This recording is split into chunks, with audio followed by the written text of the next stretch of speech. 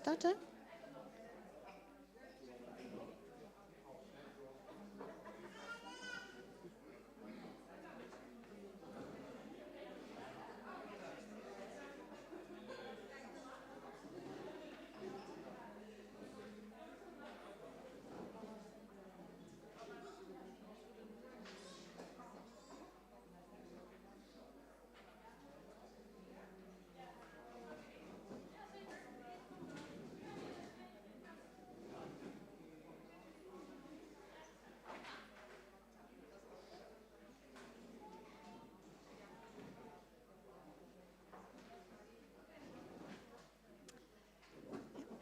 Good morning, everyone.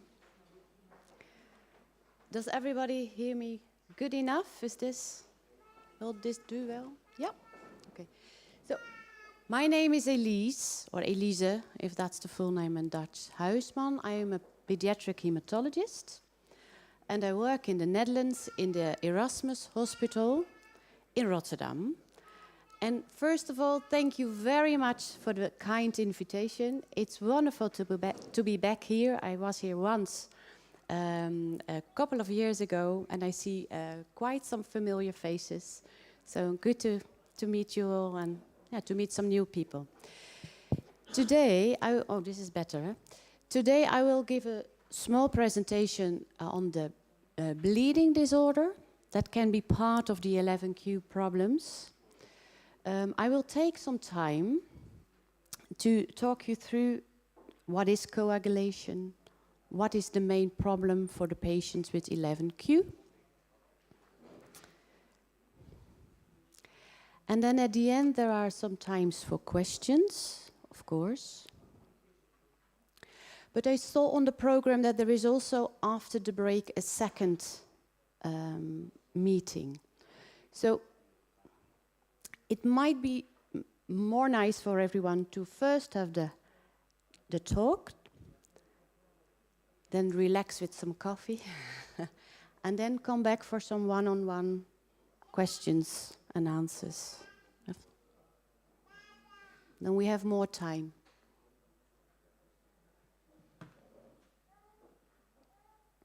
So, what are we going to talk about?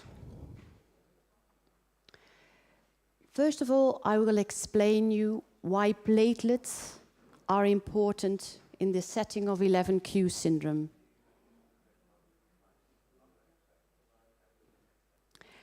And what happens if they don't function well. And then also, what are the symptoms? What are the things that you as parents need to trigger on? What do you need to know about platelets?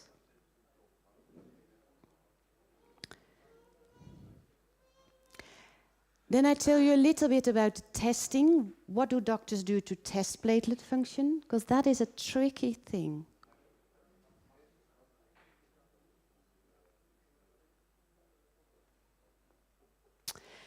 And then the most important part, what can we do about it?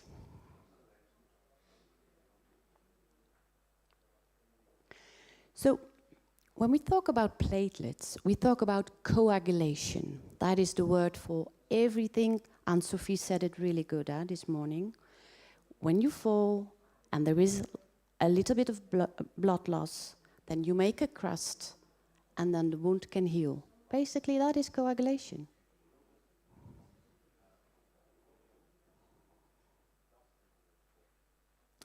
But that simple word, coagulation, actually is a very sophisticated system.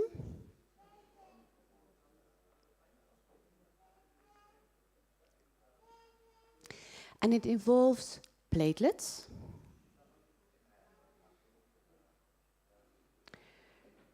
but many, many other factors, which are called coagulation factors, to make it easy.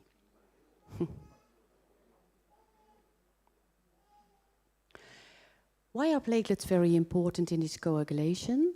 Is that they are the very first to respond when there is an injury.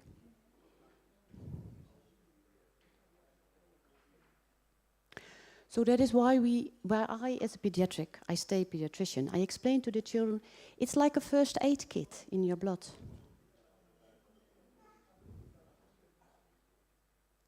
So these platelets, you have like multiple of them. And they swim in our blood in an inactive state.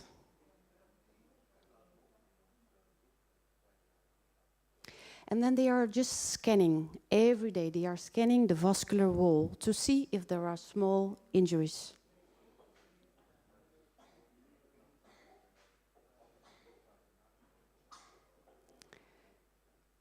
And by doing so, they are very important to keep the vascular integrity, as we call it. So all the small micro bleeds, they heal on everyday basis.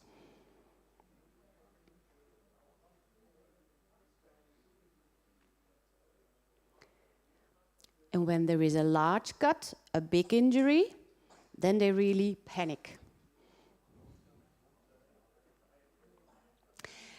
And then what they do, they really change their shape and they become active platelets.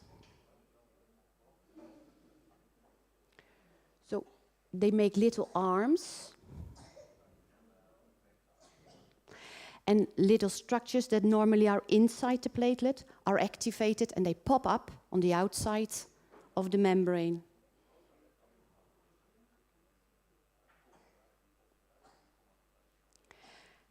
And then they become the perfect stickers. Because all these little structures, when they are activated, they first of all connect to the endothelial wall of the veins.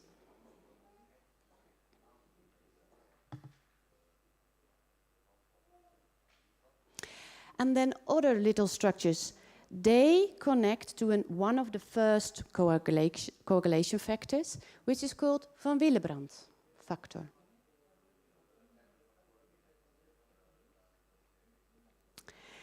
And van Willebrand factor you can compare with the glue of the stickers. So van Willebrand is kind of moving itself in between all these platelets.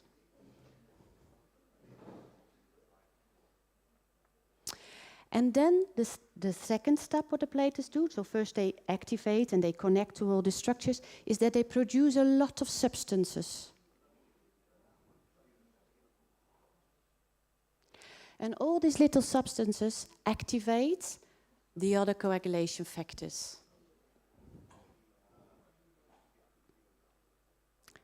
And other platelets. So when they come in with 1, they come in with 10, with 100, with 1,000, and within a little time they are with many.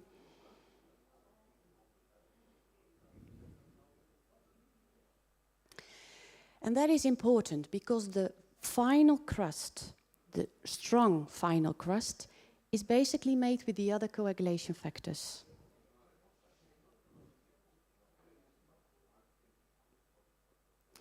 And then what platelets do at the end, because the coagulation factors as well normally are in inactive state in the blood.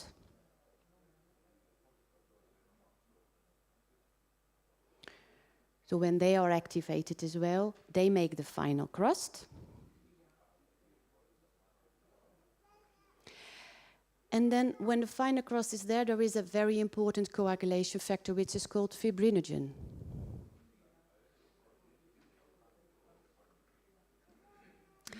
And that you can compare with a very strong duct tape.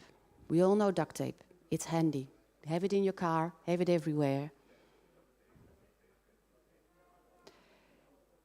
So when the duct tape is over it to really put the crust on its place,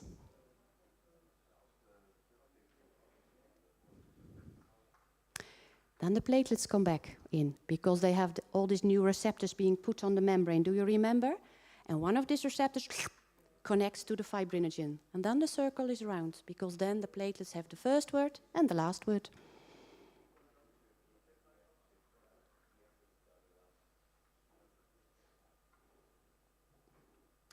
So don't underestimate platelets anymore. Huh? So actually I've been explaining this already by words, but what you see here is that the first one is a very round-shaped, inactivated platelet in the first picture. then it starts connecting with the van Willebrand as the glue to get a first crust.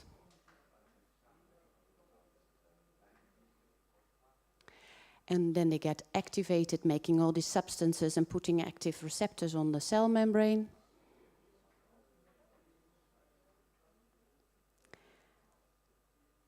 In activating the coagulation system further and other platelets. And at the end, they connect to the fibrinogen, the duct tape.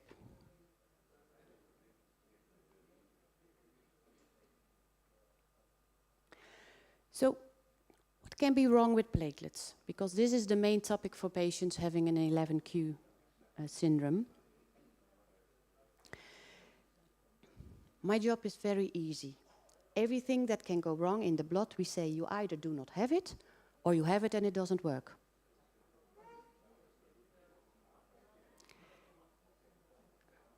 And the same is true for platelets.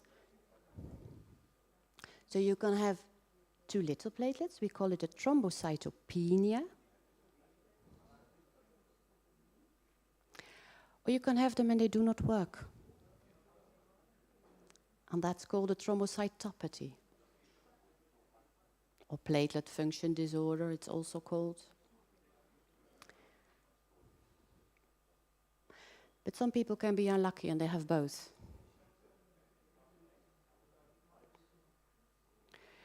So, why do we need to talk about this in the setting of 11q?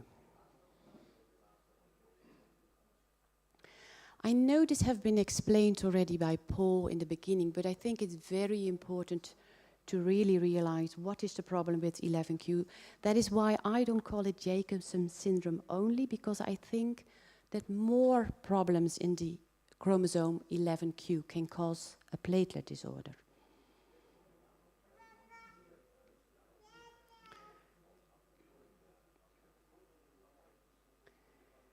So that's why I prefer to call it 11q syndrome. But that's a choice, of course. But let me, because this is so fundamental, explain it once more to you. I have to steal the idea of Aunt Sophie with the little Duplo blocks.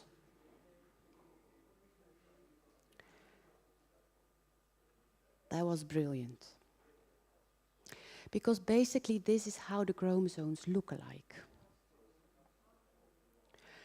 So when we think about ourselves and we talk about genetics,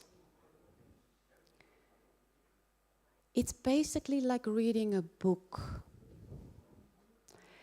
In a book, an instructional manual, for example, it tells us how to make something. So the book will be the complete manual. That is our DNA. But nobody reads a thick book from the beginning till the end as one story. So we divide it in chapters. So our chromosomes are like the chapters of a book. And we have like 46 chromosomes. Then, if you look to the different chapters, there are all sentences or lines or phrases, or like paragraphs, but at least we divide the text in the chapters as well to make sense on certain topics. That you can compare with a gene. So one of the paragraphs, for example, one of the genes tells us the color of the eyes.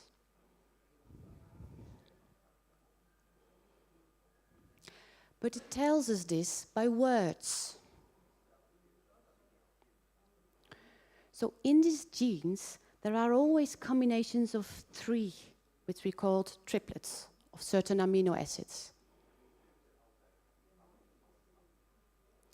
And words consist of letters.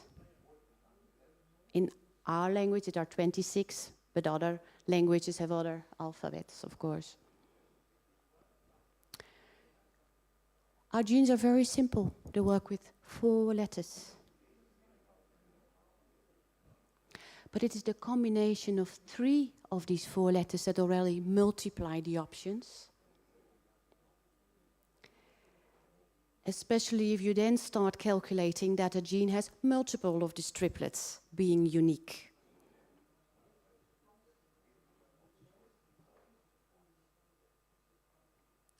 So when we look at these chromosomes,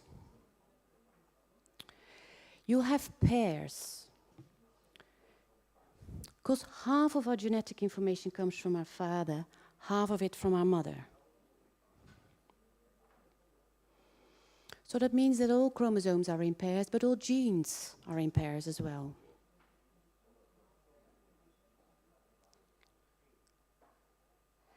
Except for the sex chromosomes, who determines if we become a boy or a girl. So these chromosomes have a central part which is called the centromere.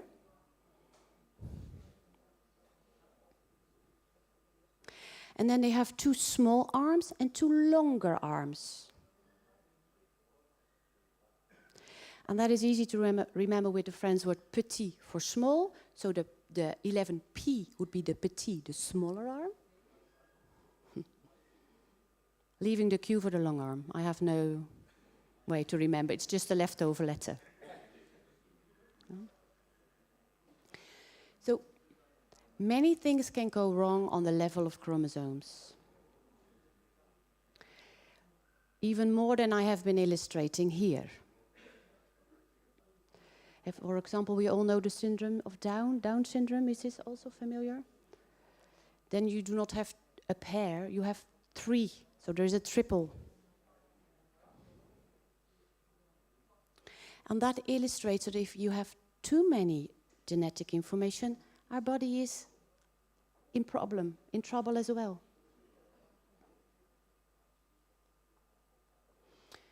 But if you have too little information, so information is missing and our body needs to work on 1 gene only, certain genes are okay with that. But for some information in our body that is that essential, you need 2 copies. So this explains the problem with the 11q syndrome. So on the longer arm, and not the petit, the longer arm of the 11 chromosome, you can have a part missing. That's the 11q deletion. Or you can have an extra part and then it becomes a duplication. So that still means that you have 1 arm left. So we talk about a deletion in comparison of 2.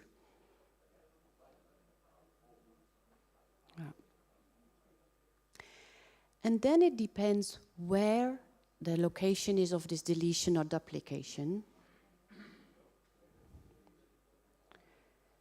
So for example, in Jacobson syndrome, because that is a proper name for the syndrome, but it's the terminal part of 11q that is deleted.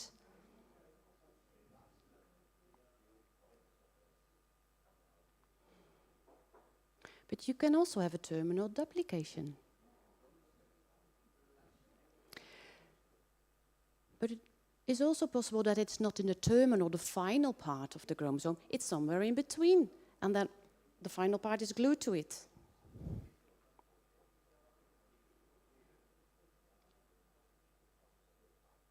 And that's what we call an interstitial deletion or duplication.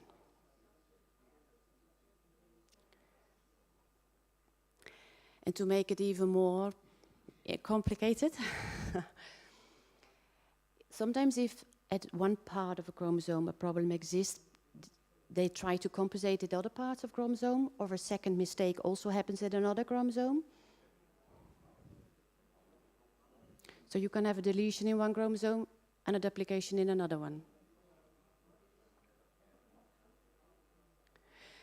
And this is why 11q syndrome is called, it is a difficult name, but a continuous gene syndrome.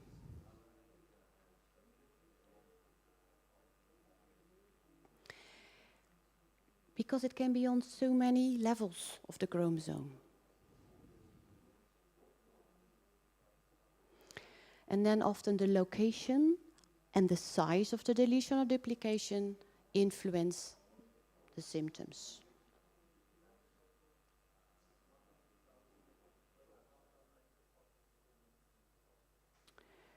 Oh, I was ahead of the slide. What is very important for me, why do I explain this so well? Because in the literature there is quite, the medical literature, so for doctors, there is quite some information on that platelet disorders are associated with Jacobsen syndrome. If you Google on that, you find it quite often.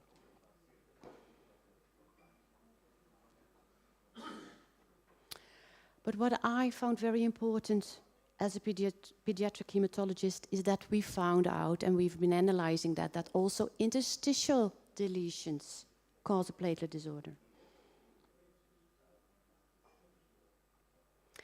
And that LFQ terminal duplications do that as well. For interstitial, so the in-between duplications, we are not that sure if that will cause a platelet disorder.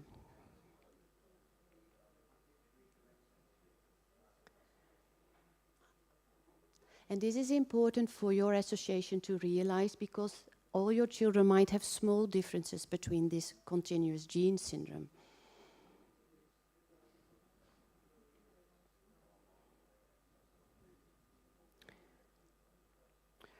But if it's on 11q, you must test the platelets to be certain.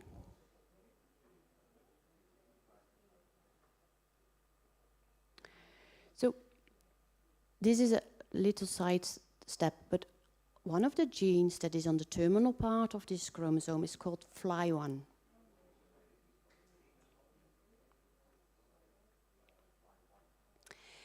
And quite a lot of researchers think that this gene is one of the causes of the thrombocytopenia.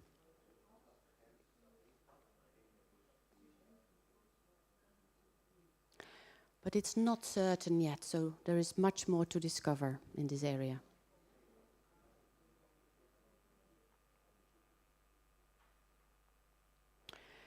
So, okay, when there is something with your platelets, what do people report? And this is one of the results of the Dutch patients who've been very kind and willing to help, and I think that this is very important information.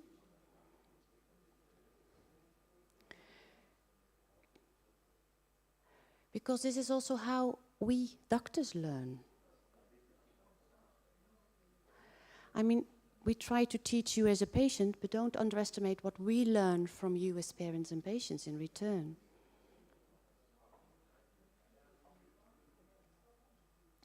So what is reported most often are skin bleeds, like hematomas, large hematomas.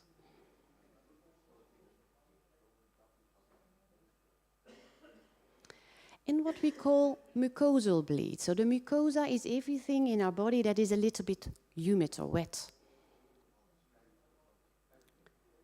So there's the ears. So there's ears, nose, mouth and throat. But in women, the gynecological tract. And bladder and gut.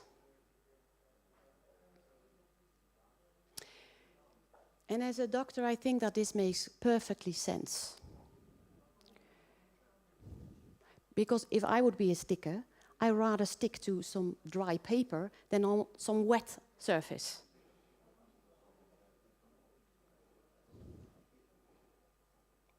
That's exactly as it is in our body. So, and what is also reported is surgical or perioperative bleeding.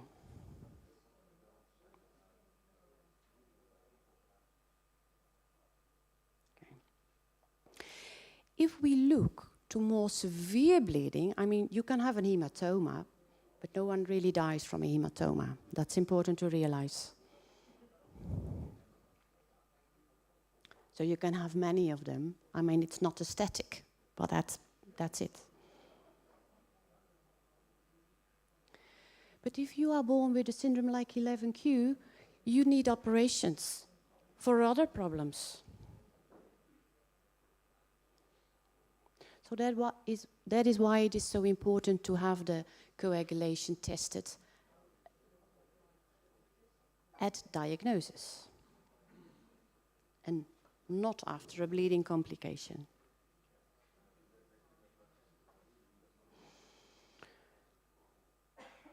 Because if we look to the severe bleeding, and in this table, these are the score 3 and 4. Score 1 means it occurs. Score 2 means we see it, I have it, I go to the doctor, but that was enough. Score 3 means you needed medication. And score 4 means you needed a blood transfusion even. And then you see that surgical bleeds and, very short an abbreviation for heavy menstrual bleeding, are the ones that cause the most severe bleedings, troubling the patients the most.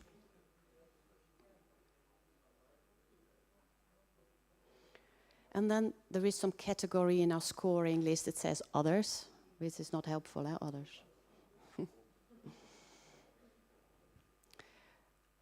But for example, that could be an eye bleed, rare bleedings, not as common as skin or tracts bleedings. And also, maybe that is also important, maybe not that life-threatening, but it can be really bothering, is that some patients report that like small wounds, like for example a scratch or a fall, doesn't bleed heavily, but very prolonged. It doesn't stop.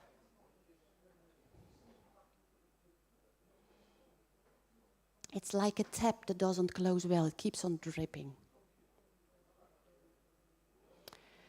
We call that oozing in the very good Dutch. Same as in English. So that is also a sign. If your child has this oozing, this very prolonged bleeding, it might be a risk for perioperative bleeding if we don't treat well in advance.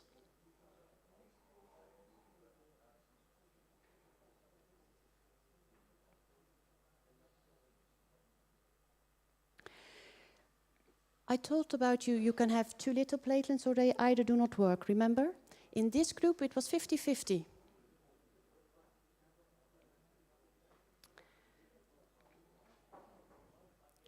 So the light blue are the patients with a low platelet count.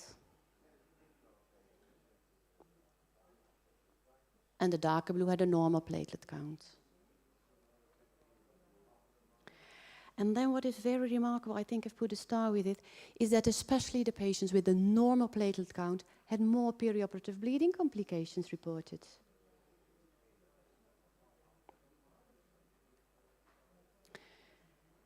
And this tells me as a doctor that there has not been a diagnosis, around diagnosis, there has not been a screening for coagulation disorder.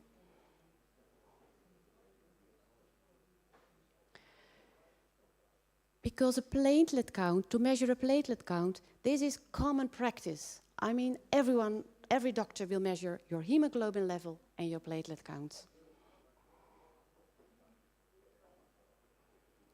So when you have a low platelet count, you're easily detected. And then automatically, when you're scheduled for surgery, they will make a plan.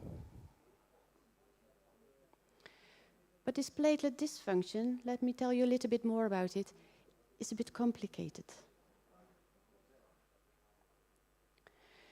Because the tests that we currently have available, first of all, need a normal platelet count. And then a very large volume of blood taken from the child. I hear somebody Yeah, this is the right response. They ask a minimum of 20 milliliters. So do you see that? The small baby, 6 months, some a little bit chubby, like Buddhas, some very small.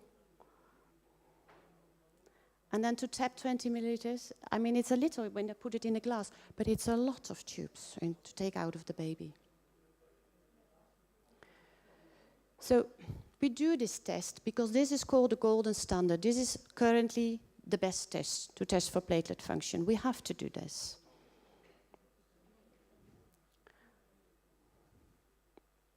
But it's difficult to test in the smaller ones. So maybe keep it practical. When you have a diagnosis of whatever 11q syndrome, you have a platelet dysfunction till the opposite is proven when you're very young.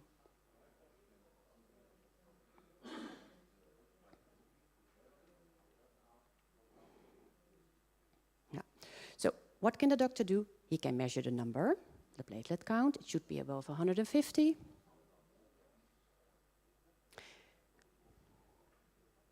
We can do the screening. It's called a platelet function analyzer, or PFA as an abbreviation. Very rough test, a little bit insensitive.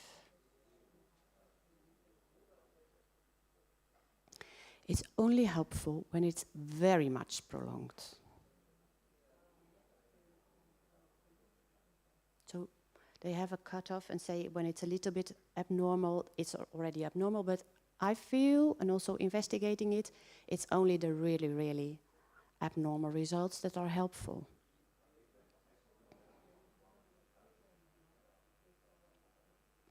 But it's one tube, so it's definitely more easy to use for the smaller ones. And then this functional test, there are a couple of tests. Most countries use the light transmission aggregometry or a LUMI aggregometry. So, and this aggregometry means measure of the aggravation or activation of the platelets.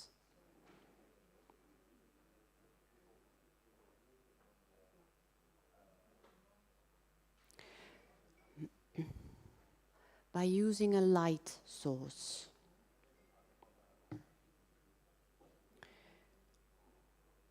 So what we do, we isolate the platelets in the plasma of the blood. And we put it in various different tubes. And then we add different substances to this plasma-rich or platelet-rich plasma. And we know that all these different substances activate a different part of this platelet activation process. So in this tube, the platelets should be activated if they respond well to the stimulants that we have been adding. And then you remember the first part, they start this shape change, remember? They do like this, and they grow arms.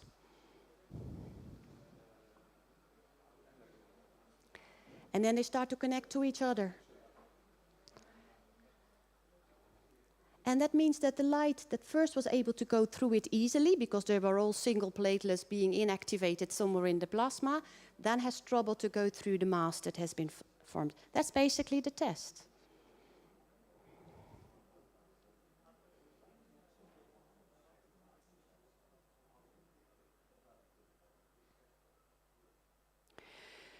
And then there was something remarkable. When we did it with this group of patients, it turned out that most of them had an abnormality in one of the agonists, and it was the same in almost all of them, and it was the thrombin response.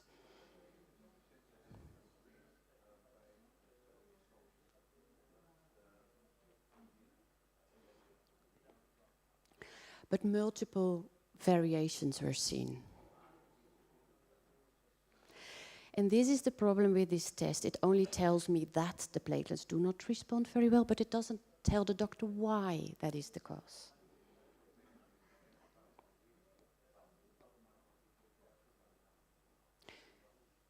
So if people come in the clinic the other way around and there is a platelet disorder and it's very clear, it's important to do genetic testing to find out why the platelets do not function well.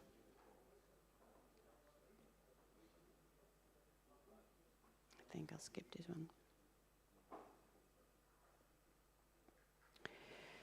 So, because it's so difficult to find out what exactly happens, we did some extra tests to see if it would be helpful.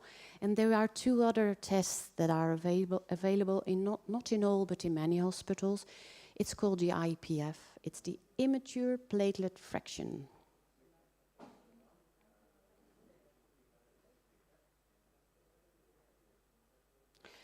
So that means immature means these are the very young, just generated platelets, the fresh ones coming in.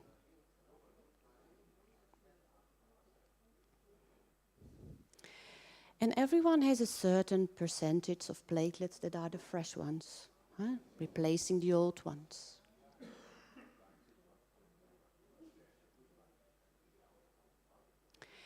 And we saw that in the patients that had the low platelet counts, they were compensating for the low platelet counts by increasing their output, their production. So they had a higher immature platelet fraction and a higher turnover.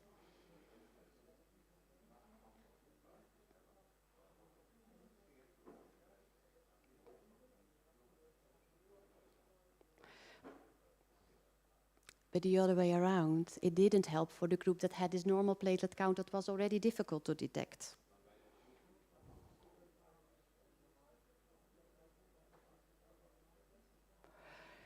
So then we can also look at the size, because if it's difficult to produce platelets, we know that our body becomes a little bit slordig, what is that? Sloppy, thank you. A little bit sloppy. So they can increase the size of the blood cells.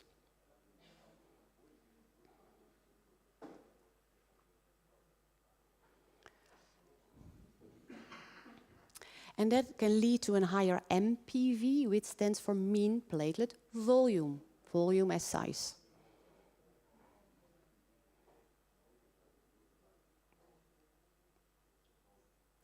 And that was also the case, but again, basically, or mainly, in the group that already had a low platelet count.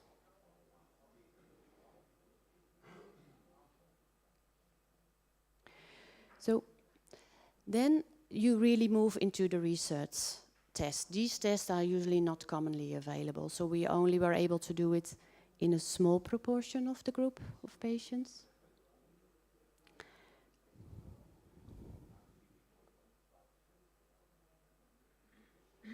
And then you can look with a very, very strong microscope. And you get something like this. For the Dutch people, I think they look like oliebollen. That's right, huh? Huh. So this actually is a platelet. I mean, this is 2 micrometer. This is really, really small, what you can look. And there you see a round one, having a little bit of these arms already, so might have been a little bit stressed doing the test. I don't blame him, he's cut halfway. And in the platelet, you see all these little white bubbles and black spots.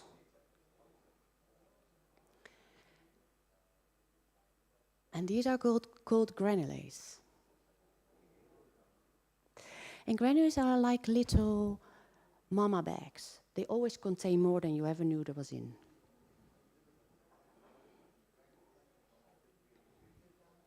So they have emergency coagulation factor in the platelet itself.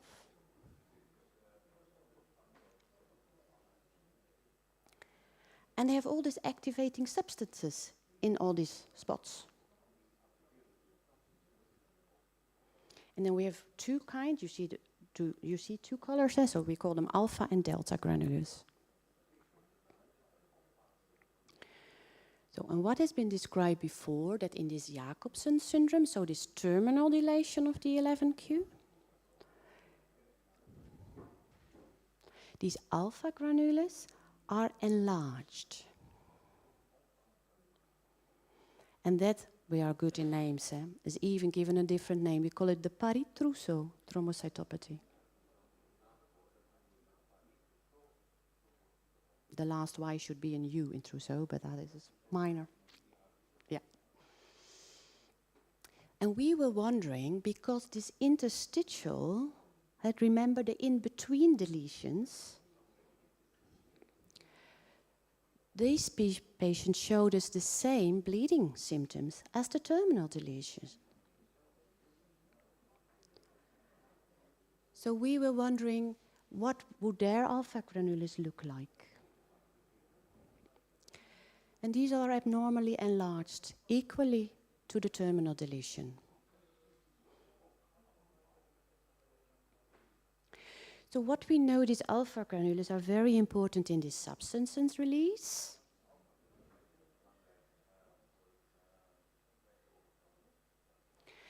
And one of these substances is called ADP to ATP. You need to switch your ATP in an active form. It's called ADP.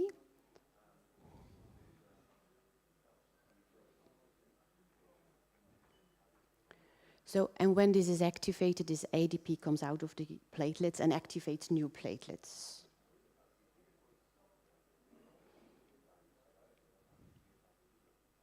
And that primary source is in these alpha granules.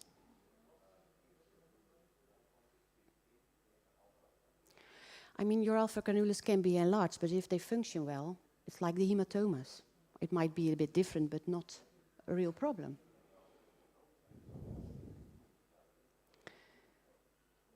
But by examining this ATP-ADP ratio, if that is abnormal, they also do not function well.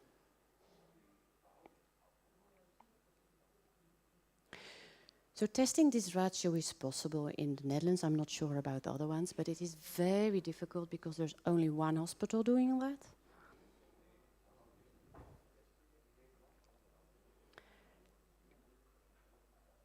The blood needs to be processed immediately after the blood is taken, being put on a taxi and be in the hospital between 2 hours. That is a challenge.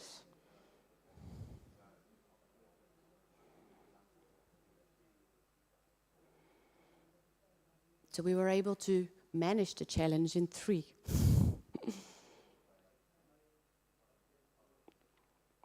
And there we saw that this ratio was abnormal. But there is another technique that you can look to the platelets, and this is called proteomics. Proteomics is not a diagnostic test. It's really only available for research.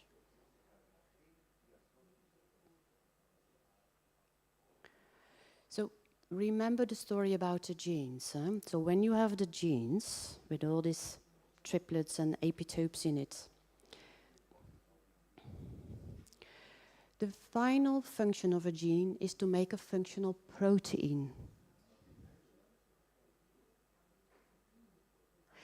And this functional protein actually is the messenger telling our body what to do.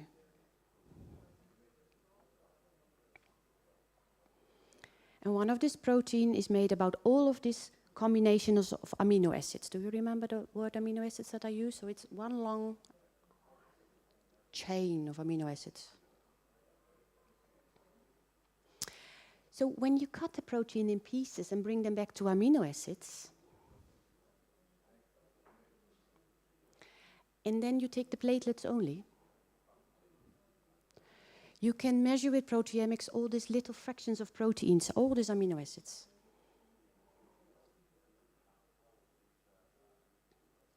And that tells you something about the genes, about the functional proteins working available in the platelets.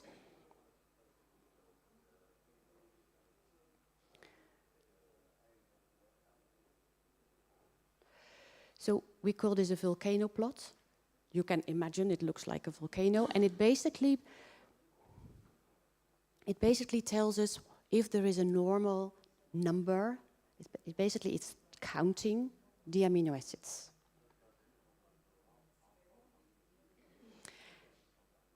And then you see, and we compare it with healthy control, platelets from healthy controls, because you want to know what is the normal proteome.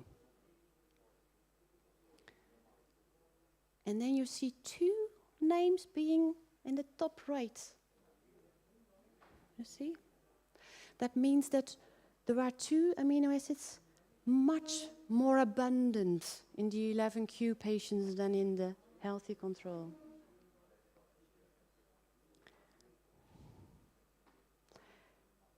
And these 2 are very important in this change from ATP to ADP. So this is an extra proof that this is one of the problems in the platelet disorders in patients with 11q.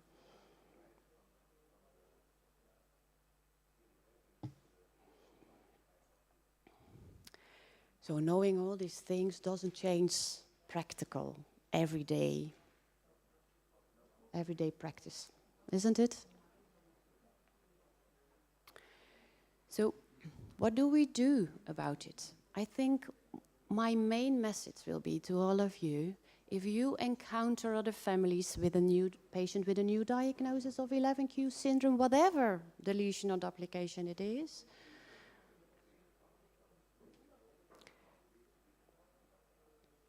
whatever platelet count they have, the number doesn't count in this case,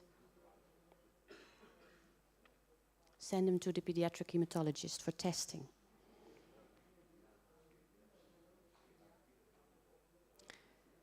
And if they are too young to do functional test, they have a platelet disorder till it's proven otherwise.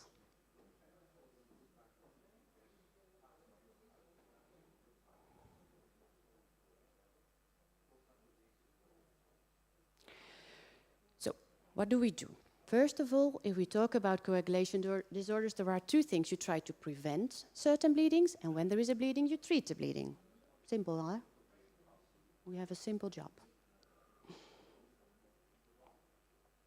So, to prevent bleeding sometimes means that you need to make the blood strong enough to cope with anemia or with bleeding, stressy moments.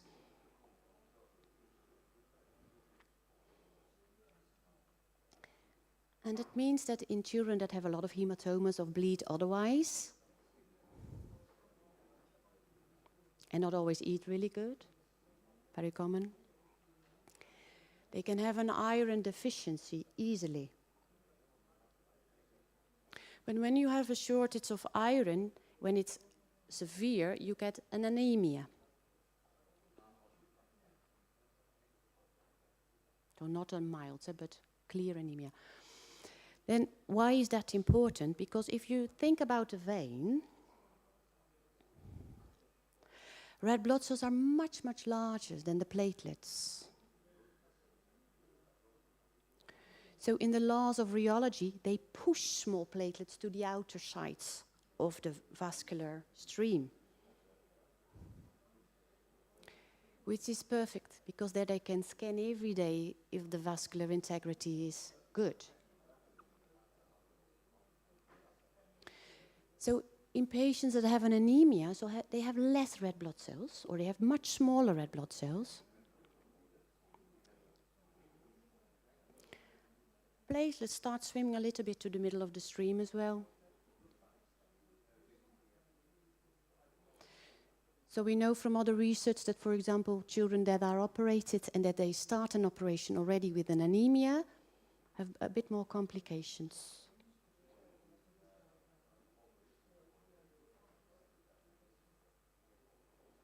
Not guaranteed, huh? So it's not there is an anemia, there always, no, we talk about risks. But it's an avoidable thing. If it's due to an iron deficiency, you can give some extra iron supplementation.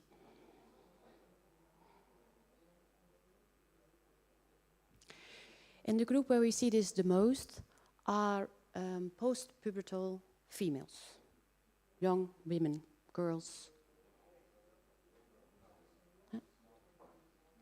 Because they simply have a monthly bleed. They have a monthly challenge.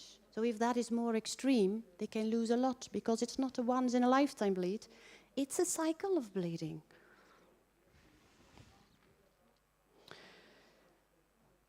Then if there is a bleed, your child falls, just do the normal things. Put some cooling on it, then the veins will cramp a little bit, so there will be less blood loss. You can put local pressure, a bandage. elevate an arm or a leg, and gravity helps you. Then nosebleeds. I've put these as a category of its own because some children are very vulnerable of it. Some never have it, very short, once in a lifetime.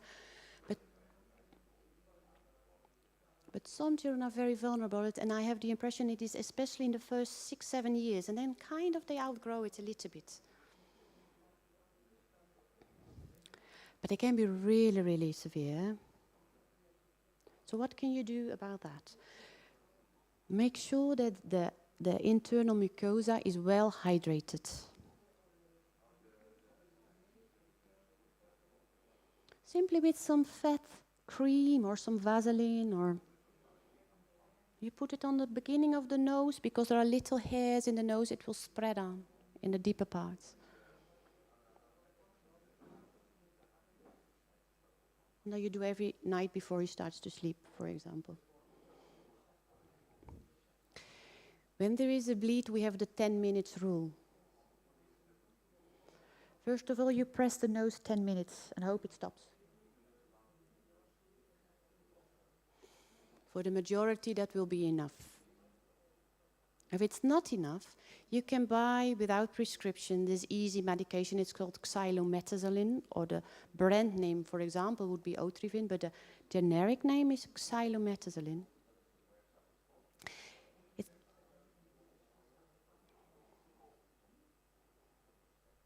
It's actually a nose spray when you're having a cold or a runny nose.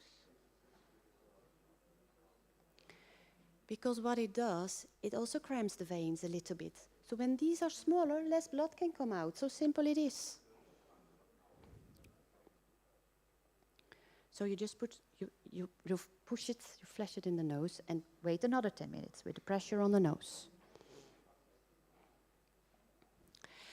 If that doesn't work, you're already 20 minutes with an ongoing bleed. We advise you to use the tranexamic acid. In the Netherlands, we had the cyclocapron. I know it's Exacil in France or in Luxembourg or Belgium, but it might be called in very different brand names. So don't use the brand names. Your pharmacy loves you to remember Exacil or cyclocapron only, because you will always buy the same one.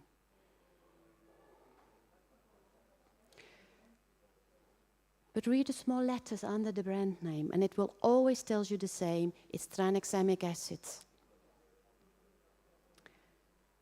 In the USA, it's called different. I come back on that later. They have another substance, but it works the same way. But in Europe, we use the tranexamic acid. And in the US, it's really the brother. It's called, Paul, how do you pronounce it? Yeah. Aminocaproic acid or something.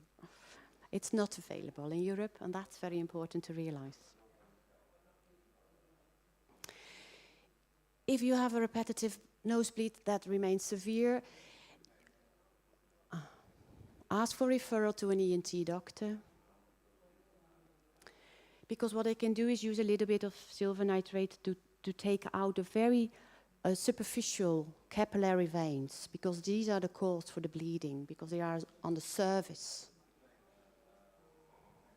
Capillary.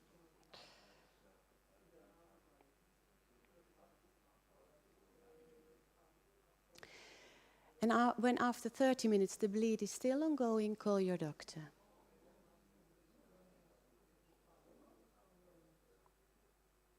Then for the females, the heavy menstrual bleeding really needs some extra information because it can be severe.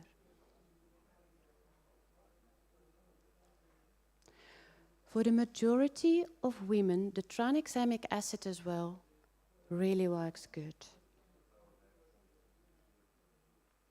What is important about this drug? One is no drug. It's not enough. So you don't take one pill when there is one problem. It only works when you take it for a short period. It's like antibiotics. You don't take one pill of antibiotics usually. You take a treatment. So when you start using it for a severe bleed, like a nosebleed or heavy menstrual bleeding, you use it for a minimum of 5 days. But you can use it if the menstrual bleeding is ongoing. You can use it up to 7 days, 9 days, 10 days. It's not a problem to continue the use. And it might help if you understand the function of this medication, why one is no effect. So remember the slide with the coagulation, that you are taking many steps to build this crust? So when the crust is on the wound healing will start underneath. So that means when the wound is healed, the crust can be taken out. No longer necessary. And you have certain substances in your blood swimming every day to do that as well. The cleaners of the crust. And tranexamic acid slowly inhibits a little bit these cleaners. It's not that they do not work anymore, but they say, take it easy. Take a bit more time.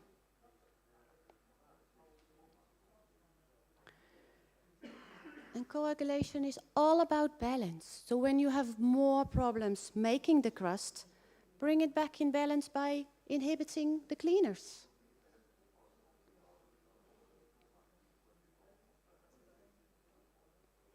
And don't hesitate to use the medication, because if you read the side effect, the table of side effects, there are very terrible things written in the side effects of tranexamic acid. These are all true for very quickly infused IV tranexamic acid, but not for the orally tranexamic acid.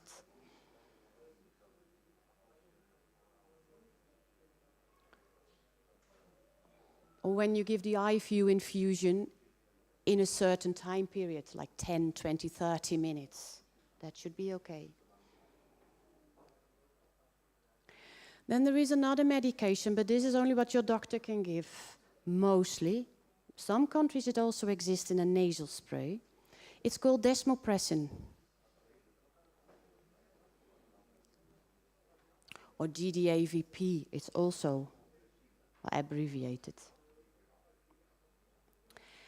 That medication can be given subcutaneous or through an IV lure infusion. And basically the function of the desmopressin is that you accept that the platelets do not work perfectly, but the desmopressin gives a boost to van Willebrand factor. And remember, that was this very important glue that glues these platelets together and to the wound. So when you have less platelets or less functional platelets, you just add extra glue. That also works.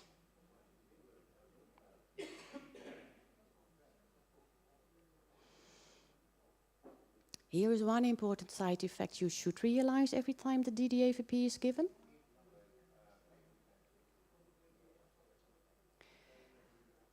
Because temporary, it inhibits your kidney to make urine. That's why certain doctors also prescribe low doses to children that keep on wetting themselves during night after a certain age. Same function.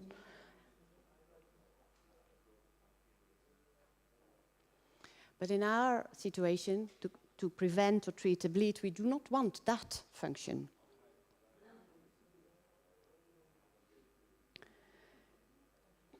So when it is given, just be careful with drinking. That's basically it. Don't do excessive sports with a lot of sweating, and they are allowed to drink. But basically we say, be very careful until the first urine has passed, which usually is after 6-7 hours after the medication is given.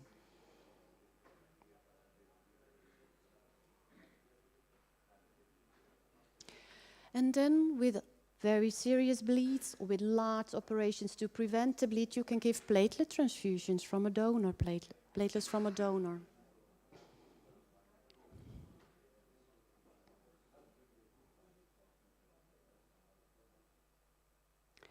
So I was asked very specifically to also look to the very good advice that Paul, you're here as well, already made for the American patients with 11q.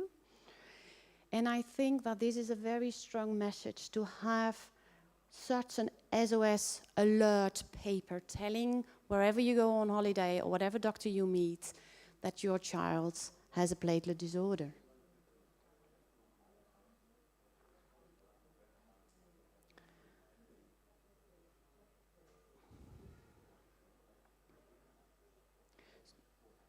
So your children need such a medical protocol concerning the bleeding risks, and when it's not written yet, be referred to a pediatric hematologist to make such a plan.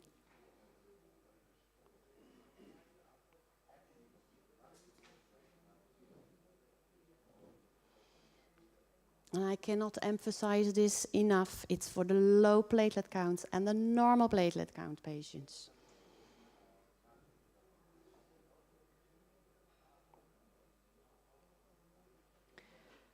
And ask for this as soon as diagnosis is there, because you do not want to be surprised during the surgery, as this is turned out to be a major risk.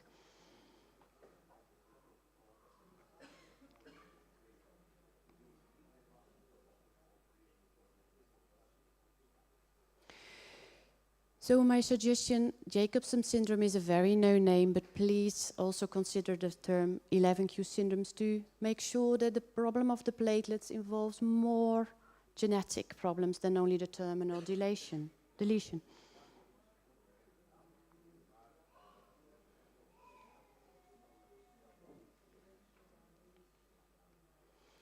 And for the children that are born with low platelet counts, because platelets are made in our bone marrow, and bone marrows are the inside of our bones, so simple it is.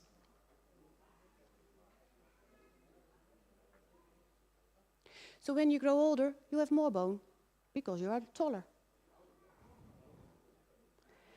And this helps the body to compensate for the low platelet count, so especially the very young ones have the very low numbers, and you might outgrow it, but not always.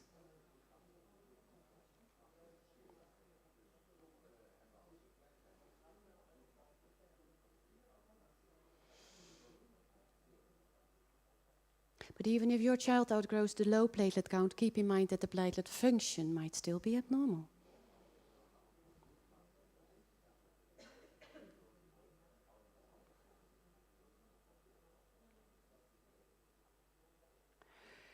So in the American protocol is very well included that they need to use this Amicar, which is not available in Europe, so it should be replaced for tranexamic acid. Whatever brand name I'm on.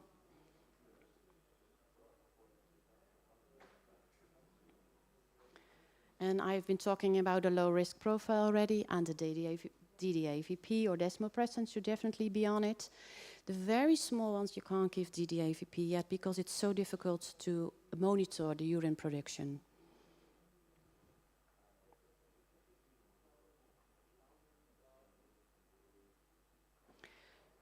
So in general, we say that it can be started from the age of 2-3 years. If supervised in a hospital, for example. And from the age of 4, we can start 4 till 6, you can start with the nasal spray if available in your country. And then you can have it at home, for example.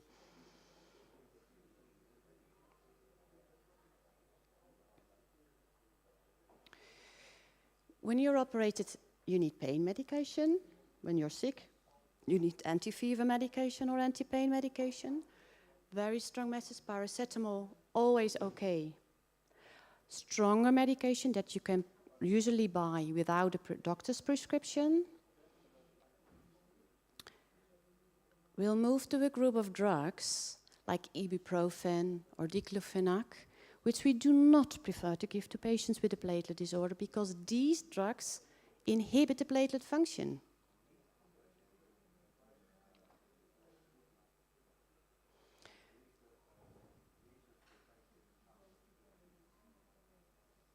So it's an add-on risk for bleeding.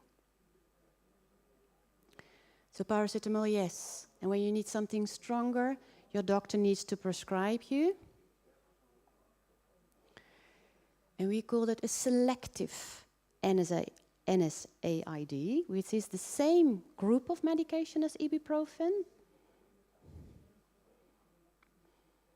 but it's more selective, and it's that selective that it doesn't inhibit the platelets. And one of these, which is available for children in many European countries, is celecoxib. CELECOXIB.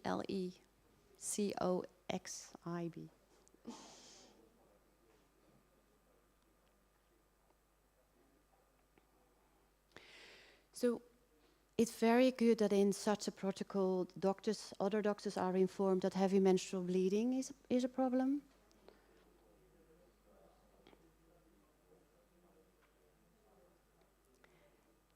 And as explained, tranexamic acid is the first step to use.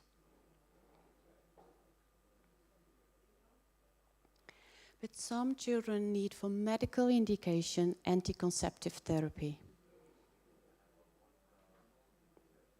Not for the anticonception, but for the medical indication of bleeding during menstrual cycles.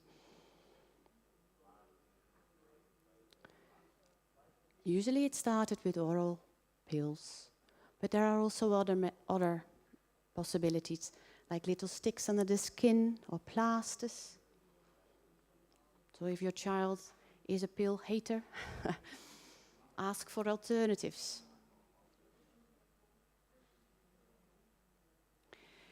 Keep in mind that platelet function needs a certain minimum of platelet number, platelet count.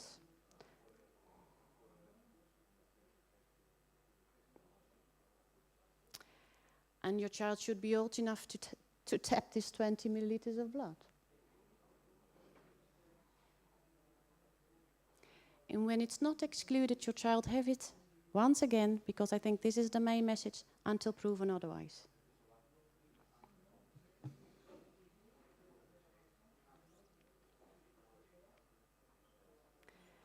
I would now suggest to leave the questions till after the break, if that is okay. First the break, I agree with that, and then have the questions afterwards. We had planned for this entire section to last till 11:30, so that's 40 minutes from now. So we've moved the break a bit. So my suggestion is first to have a break now until 11:05, so for 15 minutes. And then we have 25 minutes left for all the questions you may have.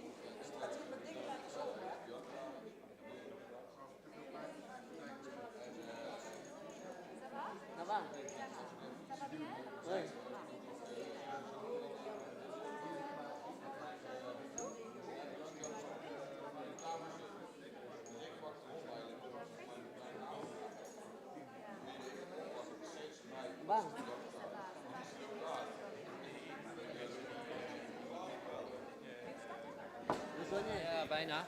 Wil jij, ja, pak jij deze maar. Want jij moet natuurlijk ook hier blijven spreken. Wil jij nog een koptelefoon of kan je alle talen verstaan?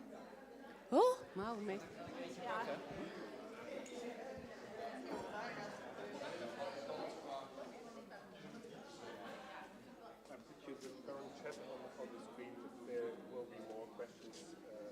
This is the same as I see the there, same, because yeah. that's Should more I easy.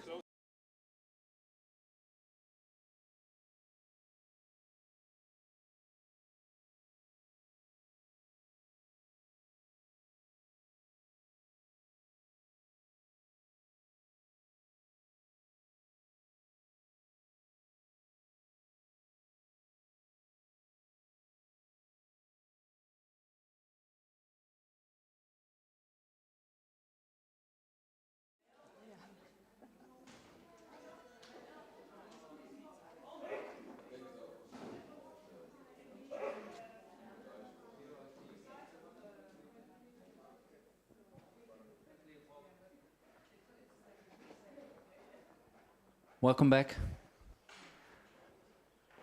So we have about 22 minutes for questions. So who dares to start? Maybe I can start. Because I had a question during coffee. Luckily, someone brought me coffee. And I thought this is a really good thing that we discussed. For example, if your child grows older and he or she is able to go to friends or school, I mean, it depends on the developmental milestones that your child has. It might also be more difficult how to inform everyone that there is a platelet disorder. So what you can do if your child has a phone, an Android or an iPhone, it doesn't matter, there are the possibilities in settings to write a medical alert. Oh, I forget the translator, sorry. They are rushing now. So if you write down in the medical alert or medical ID or emergency ID, it has different names in different brands, you can put platelet function disorder. So when you open your screen, you need to tap your codes. But I'm not sure about the States, but all in Europe you can also has the option emergency. You go to the emergency, and then you can call the 112 or the 100 or whatever is the emergency number in your country on every phone without entering the PIN code of the patient or the person that belongs to the phone. If you have in settings added this medical ID or whatever the name is, it's also on the front page. Oh, there it goes again. If you open that, you now see my name, my age, that I have hay fever, what is my blood group. Then you can put platelet function disorder and also add from the contact list 2 or 3 phone numbers that can be phoned without opening your phone. So my husband is in it and my parents. If something happens to me and I can't tell it anymore, they can inform someone who is important.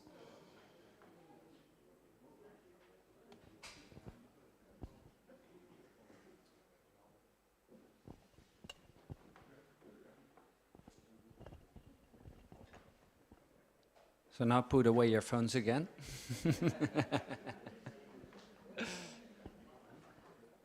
Welke taal ga je hem doen?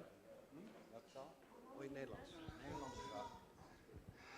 In addition to what you said, you said 112 or the number in the country where you are, but you can all over the world call the number you know. Everything is connected to one. Dus in the United States, when you ought to call 911, you can also call 112. It's already connected. That is good extra information. Thank you.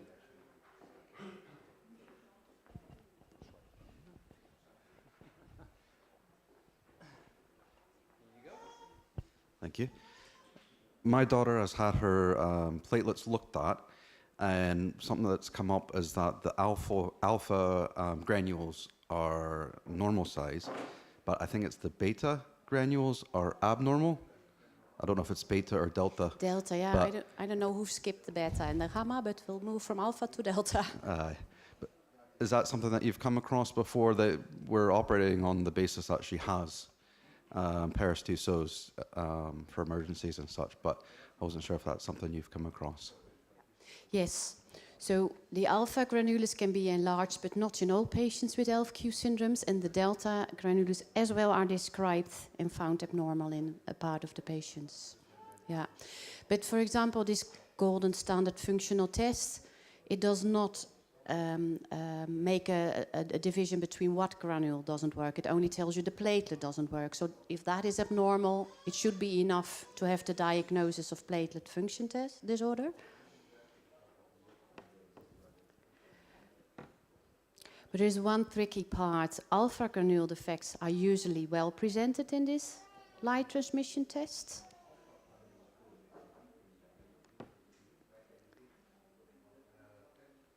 But the delta dysfunction can be missed. So you can have a normal light transmission aggregometry test, but still have the delta dysfunction. So that is the tricky one.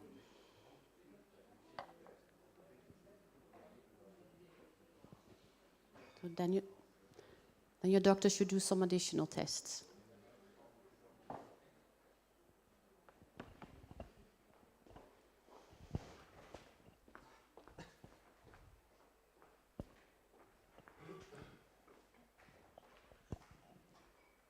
Our daughter has had a full evaluation at the age of 3.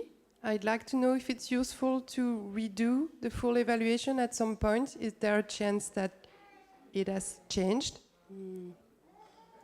Well, I do not know what is the full examination, but that makes it a bit more difficult to answer. The platelets not only count, but also function. No, I don't think it's useful then to repeat it. Then look at clinical symptoms. If she hardly bleeds, that's a good sign. But we know, for example, that in whatever coagulation disorder there is, that there is about 10-15% of patients that bleed severely. Yeah? We don't talk about mild bleeders. That are normal in really every coagulation test that is currently available. So that is good to keep in mind. But then there is the bleeding phenotype. I mean, they have the problems and the symptoms. If that is not there, I would be more relaxed then. Thank you. Ik doe het gewoon even in Nederlands hoor. Helemaal goed. I'll do it in Dutch. After an operation, can you use, instead of tranexamic acids, could you give, or would you rather give the nasal spray? Oral tranexamic acid leads to a surplus use. No, you can give it both ways. So but we do, in general, we do not prefer as first step the nasal spray. This is a pharmacokinetical thing because it's not a guaranteed every spray the same dose. So especially when it comes for surgery, you really want to be sure that the medication is there in sufficient concentration. So we prefer the subcutaneous injection or an IV infusion. And it can be given parallel to tranexamic acids. Okay. Ja. Dank je wel. Thank you. In French.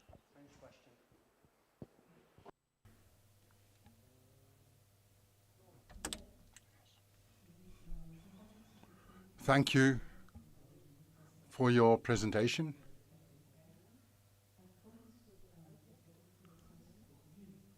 I'm not very knowledgeable.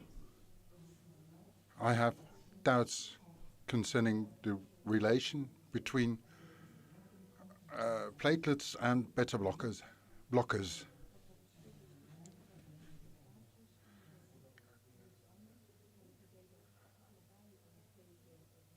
I understood the first part, but not the second.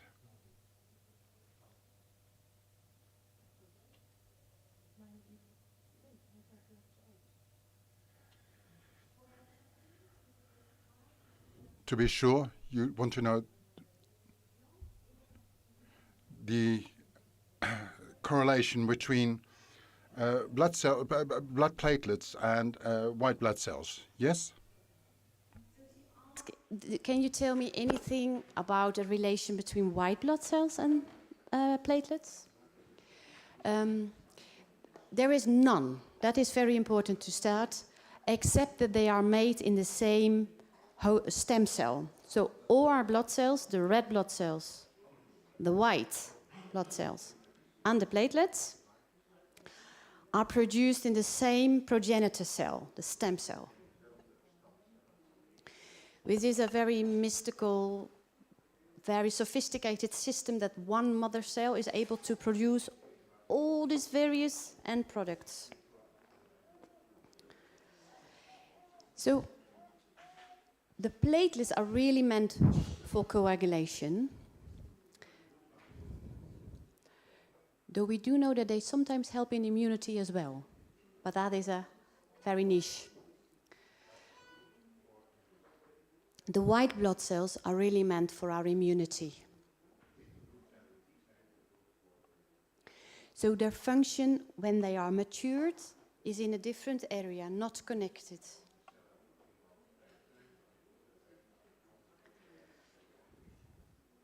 But the genes on the 11q that might be deleted or duplicated and dysfunctional can be genes that have its effect very early in this maturational tree.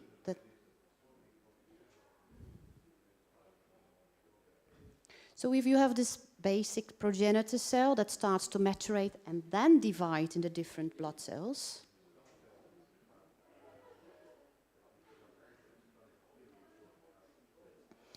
if the gene has an effect at the end product, it will only influence the platelets, for example.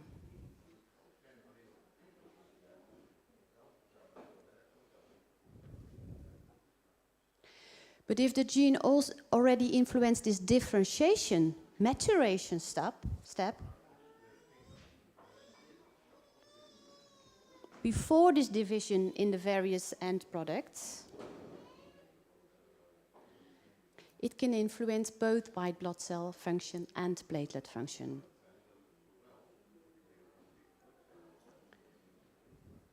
So I hope you'll understand me. At the end, they are not related in their function, but both can be dysfunctional due to the same problem.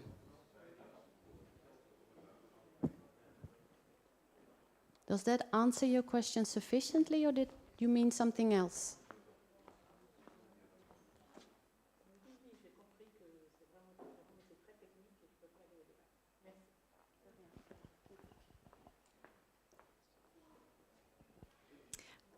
Ik zal ook in het Nederlands. Shall I do it in Dutch? Pain treatment. Our daughter gets paracetamol. She can't have ibuprofen. It's discouraged. Sometimes after an operation, when the pain is too big, she'll get morphine at the hospital, but there is a step in between. Celecoxib. Can you give that at home, administer at home? Is that in a syrup form?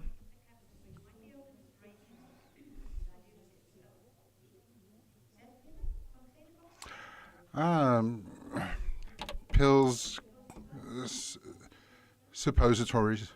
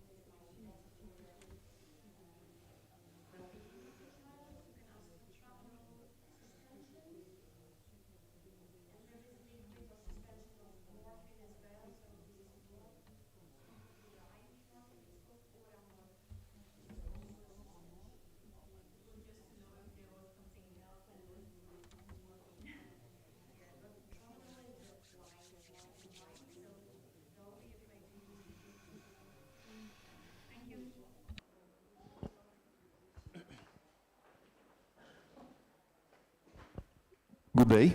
Thank you for your detailed and structured presentation. I wanted to ask you, because you displayed, I think, a slide at the beginning of the session regarding a FLI gene, which is the cause of this Maybe the platelet disorder. Does it has the same occurrence or the same spread as in the case of terminal duplications of the chromosome 11 on the long arm? Well, it is at one of the terminal parts. I think it's on location 24, if not mistaken. 23. It's on 23 something. I don't know by heart. So it depends if you have a very terminal deletion 24 up till the terminal part, your FLI1 should be functional. I think FLI1 is a very, very strong, we call it transcription factor, and transcription factors are needed, as I explained, in this very early differentiation. So if it doesn't work either because you only have one, we call that a haploinsufficiency. If you found that term, it means you only have one gene left. Or if you have a triple one, I always wonder why is more a problem, but it is a problem for our genes. Then there is a disbalance. It can be disrupted in its function. But it cannot be the only gene involved, because the patient having a deletion beyond the 23.1, I think it is, also show the platelet dysfunction.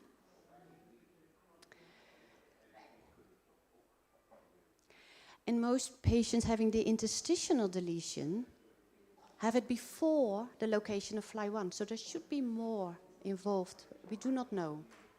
Thank you. Yeah, but that FLI1 is important, we know, because patients that have, this is very theoretically now, but your gene can be in trouble because you only have one or you have three, as I explained in the problem with chromosomes. But it is also possible, remember that I said that the genes are all this order of letters. Okay. Sometimes just one letter has changed. That's another way of genetic problems.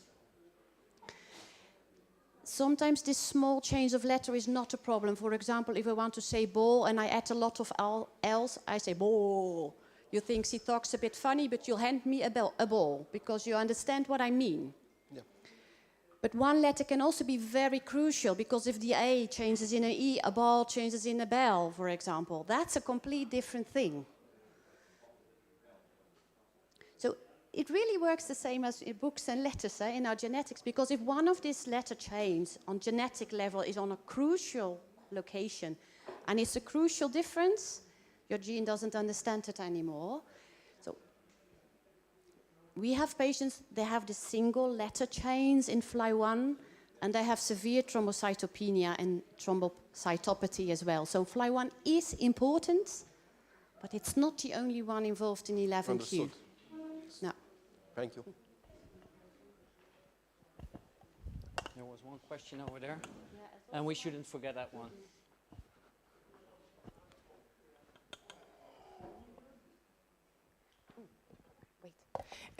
Ich habe zwei Fragen. Two questions. I have two questions. One regarding the woman behind me, regarding the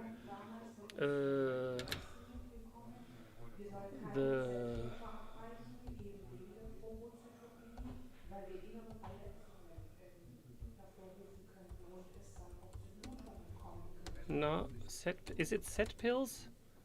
Suppositories, that we should not give suppositories due to... Can you ask her to repeat? Repeat? Repeat?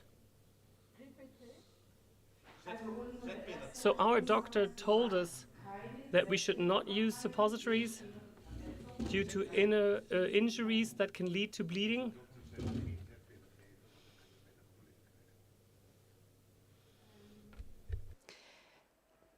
Do I need to translate in English maybe? So, see, I needed a translation because my German is not that good, but see, my doctor has told me not to use the suppositories or the suppos, the rectal medication, because it can cause mucosal injuries and cause bleeding in the gut.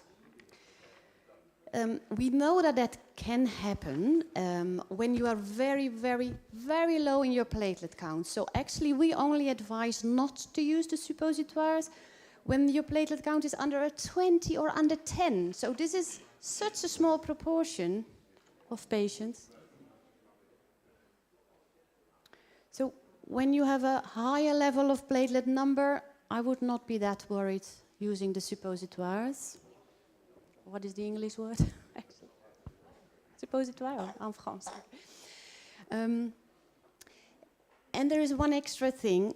It really depends if you can see if a bleeding occurs. I mean, if a bleeding occurs, you can see. You can see it happen, pick her up and go to the doctor and treat it with tranexamic acid, for example. So it would be a controlled bleeding. I mean, you try to avoid it, but it will not turn out to be life-threatening.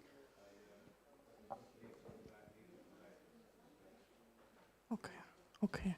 The other question, I've spoken to a couple of parents earlier. Our daughter is currently not allowed to fly due to thrombocytopenia and also because she has a high lung pressure on the heart.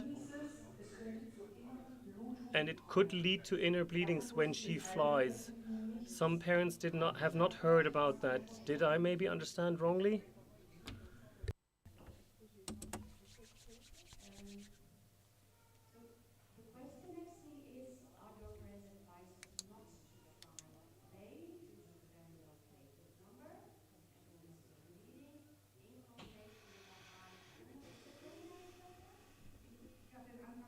Gehört. Oh.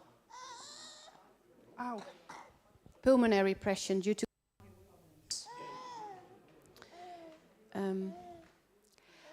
I would follow that advice, because this is a combination of risks and we do not know what the changed cabin pressure will do on the pulmonary pressure in this situation.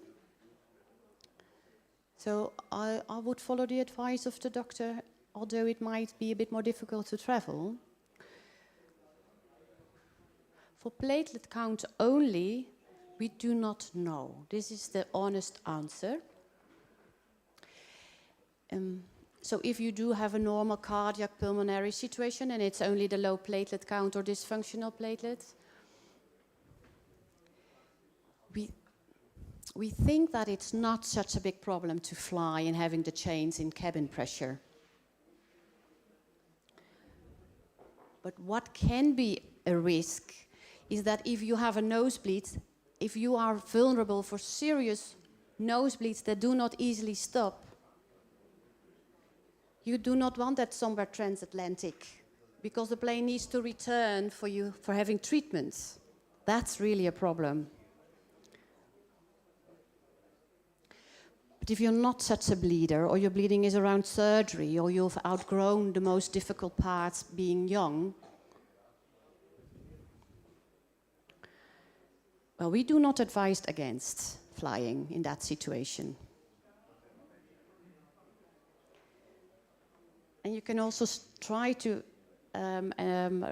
enforce the coagulation by using the tranexamic acid 1 day before flying already. So, well, that you should keep in mind. You don't want to be somewhere high having a serious bleed. Okay, alles klar. Okay, great. Wonderful, thank you. Perhaps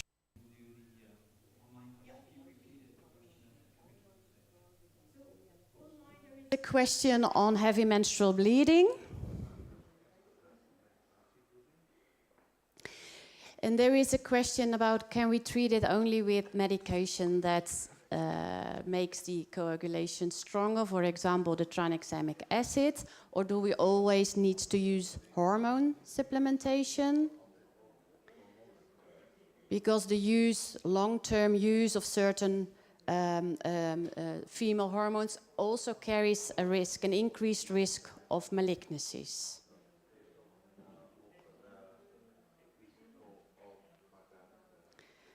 This is indeed a very good question, because sometimes you have to choose between certain risks and certain possibilities.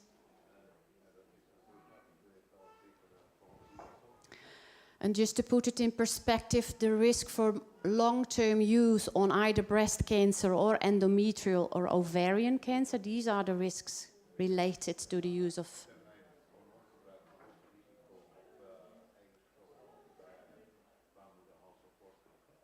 for the long-term use of anticonceptives. I don't know the numbers, but I know it's small. It's like 1.5% or something. But if you use it for a long term, it might indeed add in the risk profile. So this is why my advice would be the first step to treat the iron deficiency, to optimize the coagulation by internal, having good food, iron-rich food, or iron supplementation. And use this tranexamic acid. I mean, it's cheap and safe. And use it long enough, as I have been telling you. Don't use it for a day. It's not enough. You need a period of the medication. But for some, it's not enough. And then for medical indication, do start the oral anticonceptive.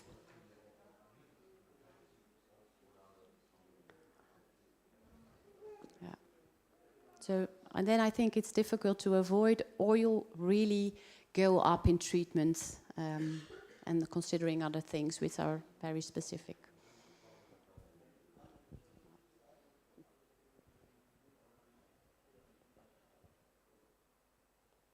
I hope, I'm not sure if the people online, person online have heard it, otherwise you can put it on the comments.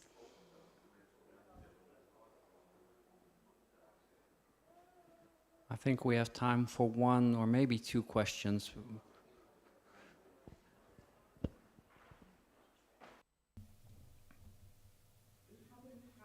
My question is, we have a daughter. She is 30 years old. I have a question. Our daughter is 30 years old in the meantime. She has an interstitial deletion. And haben uns gesagt, sie sei im Normbereich und sie hat schon diverse OPs hinter sich, eine Herz-OP und eine Versteifung des Rückens, also auch große OPs, und hatte da nie Probleme. Sollten wir dennoch das einmal jetzt exakter nachgucken lassen oder können wir davon ausgehen, dass sie diese Störung nicht hat? So the question is if my child has one of these interstitial deletions. So Jacobson terminal deletion is rare. Or rare, so it's difficult to compare. There are not 100 others. So that's difficult. There is a normal platelet number. And there was no bleeding around cardiac surgery, which is major surgery, having cardiac surgery. Do we still need to consider the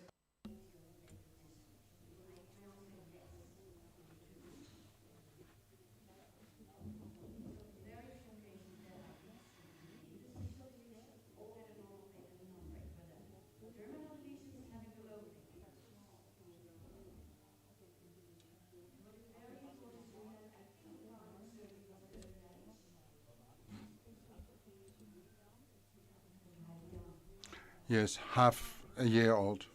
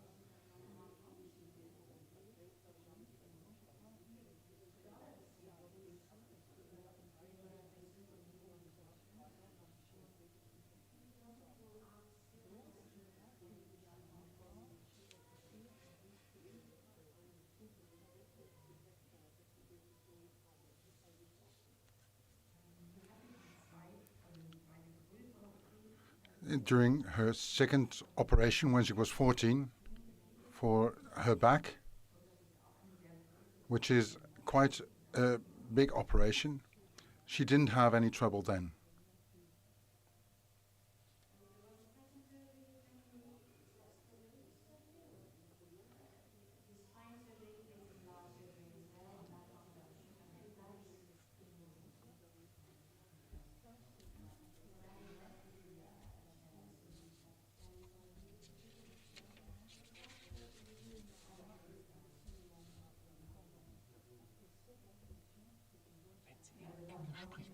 Mal exakter untersuchen. I can't give you a yes or no hard because I'm not a doctor of your child. So be sure and discuss it with your own doctor. I think that is very important. But I think no, I think it's safe. Okay, vielen Dank. Thank you.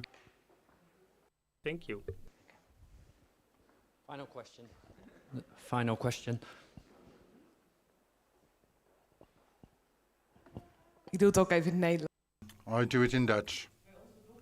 Our daughter has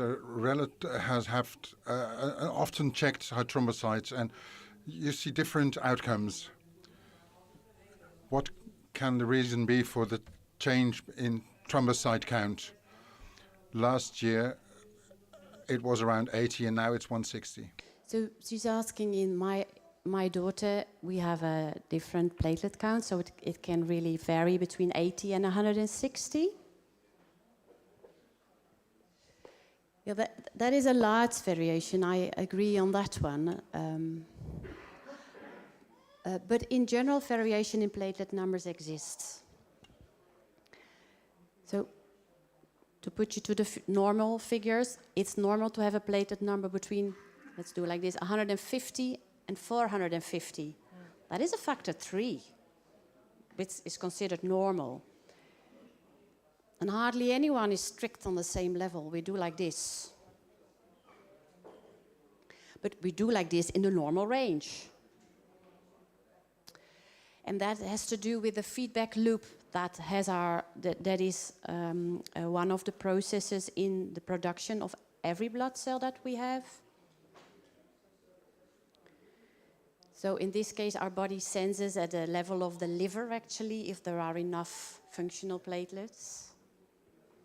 If that's not the case, it starts making like a growth factor called TPO. And the TPO stimulates the production of new platelets. So, and this is a loop. So when you have a low platelet count, it's never strict always 45. There is also this factor 2 change. But I agree, between 80 and 160, it's very variable.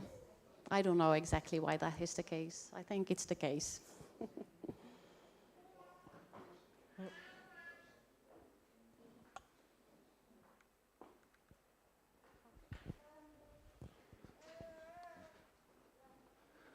Thanks for raising so many questions. And thanks for answering all of them. You're welcome. I think Elise deserves another applause. Well done.